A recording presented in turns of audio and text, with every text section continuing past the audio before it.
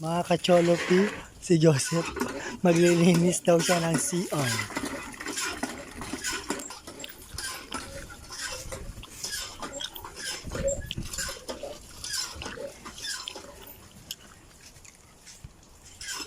Yan, mga rest house, mga kacholopi.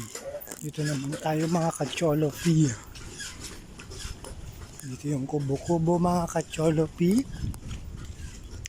Tapos eto pupunta tayo sa dagat mga kacholopi. Ito po yung dagat mga kacholopi. Lalabas tayo. Yan mga kacholopi.